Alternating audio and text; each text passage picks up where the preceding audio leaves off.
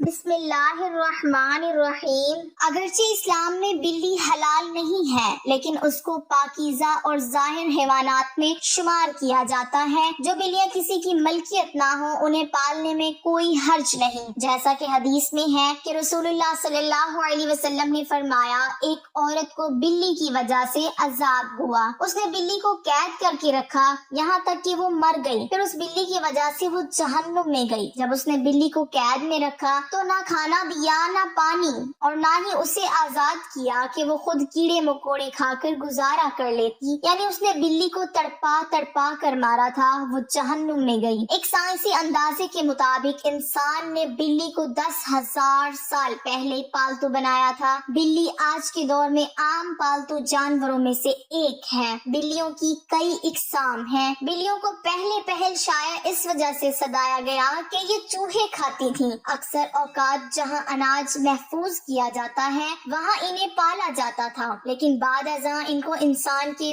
دوست اور پالتو جانوروں کے طور پر بھی پالا جانے لگا۔ پالتو بلیوں کے جسم پر لمبے چھوٹے بال ہوتے ہیں جن کی بنیاد پر ان کی اقسام اور نسلوں کا تعین کیا جاتا ہے۔ حدیث کے مطابق یہ بات ثابت ہے کہ بلی اگر کھانے میں سے کچھ کھا جائے یا پانی پی جائے تو وہ پلید اور ناجائز نہیں ہو جاتی، کیونکہ حدیث مبارکہ ہے کہ ایک عورت نے حضرت عائشہ رضی اللہ تعالی عنہا کو ہراسیہ بیچا تو وہ نماز پڑھ رہی تھی، اس صورت میں ہراسیہ وہیں رکھ دیا، بلی آئی اور آ کر اس سے کھا گئی۔ حضرت عائشہ رضی اللہ تعالی عنہا نے نماز کے بعد اسی جگہ سے ہراسیہ کھایا جہاں سے بلی نے کھایا تھا، اور فرمایا، بلا شک رسول کریم صلی اللہ علیہ وسلم کا فرمان ہے، یہ بلی پلید نہیں بلکہ یہ تو تم پر آنے جانے والیاں ہیں۔ حضرت عائشہ رضی اللہ تعالی عنہا بیان کرتی ہیں، میں نے رسول کریم صلی اللہ علیہ وسلم کو بلی کے بچے ہوئے پانی سے وضو کرتے ہوئے دیکھا ہے۔ جہاں تک گھر میں بلی پالنے کا سوال ہے تو فقہا کا کہنا ہے گھر میں بلی پالی جا سکتی ہے، ایسا کرنے میں کوئی حرج نہیں، کیونکہ بلی نہ ہی موذی جانور ہے اور نہ ہی ناجائز۔ ہر شخص کو معلوم ہے اس میں کوئی نقصان نہیں، بلکہ بلی گھر میں رکھنا فائدے مند ہے۔ یہ گھر میں پیدا ہونے والے کیڑے مکوڑے اور چوہے وغیرہ کھا جاتی ہے۔ ماہرین کے مطابق بلی کے پیار میں اللہ نے ڈپریشن کے مریض کا علاج رکھا ہے۔ اس کے بالوں میں خاص قسم کے بیکٹیریا پائے جاتے ہیں،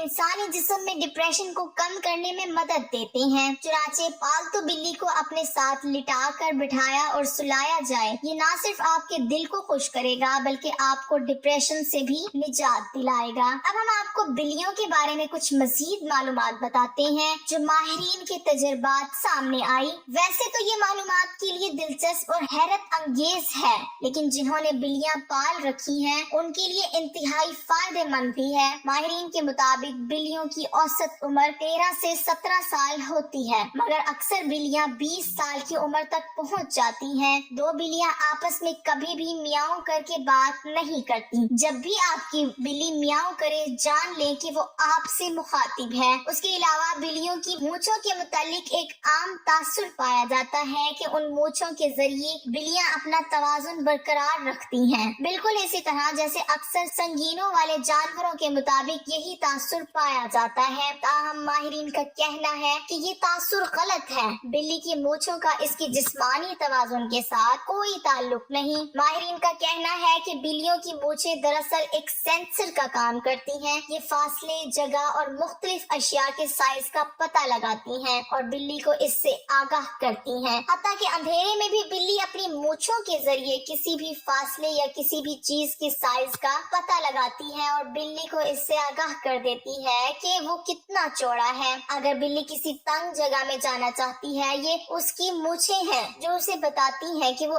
ایسی تنگ جگہ میں جا سکتی ہے یا نہیں، وہ اندر پھنس تو نہیں جائے گی۔ اب نقصان دینے والی بلیوں کی بات کرتے ہیں کہ ایسی بلیوں کو قتل کرنا جائز ہے کیونکہ یہ تکلیف کا باعث ہے۔ بلی کو کسی بھی صورت ایذا دینا شرعاً جائز نہیں ہے۔ بلی ایک پالتو جانور ہے۔ ہاں، اگر کوئی بلی خون خوار اور گھر کا نقصان کرتی ہے، اسے مارنے کی بجائے پکڑ کر کسی دور دراز علاقے میں چھوڑ دیا جائے تاکہ وہ اپنا ٹھکانہ بدل لے، لیکن اسے قتل کرنے کی اجازت نہیں دی جا سکتی اور نہ ہی اسے ایذا دینے کی۔ عام طور پر بلی کے رونے کو بدشگن مانا جاتا ہے۔ عام طور پر یہ بھی مانا جاتا ہے کہ جب کسی گھر میں بلی روتی ہے تو اس گھر میں فوتگی ہونے والی ہوتی ہے۔ کچھ لوگ یہ بھی کہتے ہیں کہ بلی گھر میں آنے والی روحوں کو دیکھ کر روتی ہے۔ یہاں شاہ شمس تبریز سے ایک واقعہ بیان کرتے ہیں۔ حضرت شاہ شمس تبریز رحمۃ اللہ علیہ سے پوچھا گیا، آپ کہتے ہیں کہ بلی کا رونا انسان کے لیے بہتر نہیں ہوتا،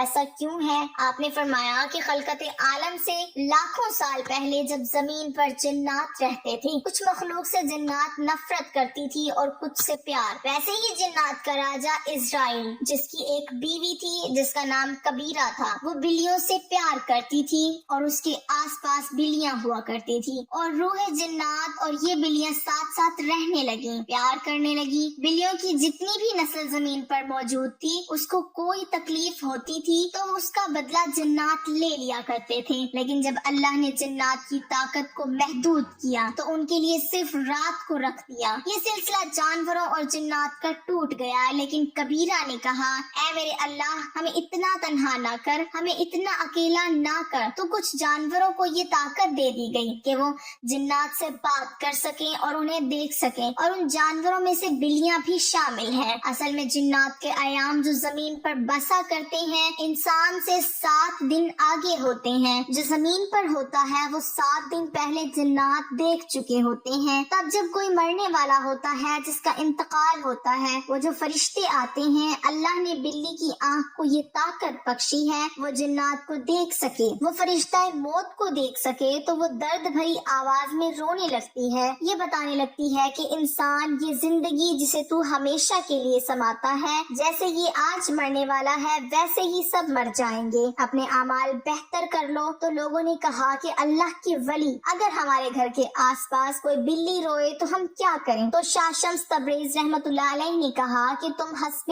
توفیق صدقہ دیا کرو اور 27 مرتبہ 4 کل ورد کر کے اللہ سے دعا مانگا کرو، اللہ ہر پریشانی سے محفوظ رکھے گا۔ اللہ پاک ہم سب کو نیک عمل کرنے کی توفیق عطا فرمائے، آمین۔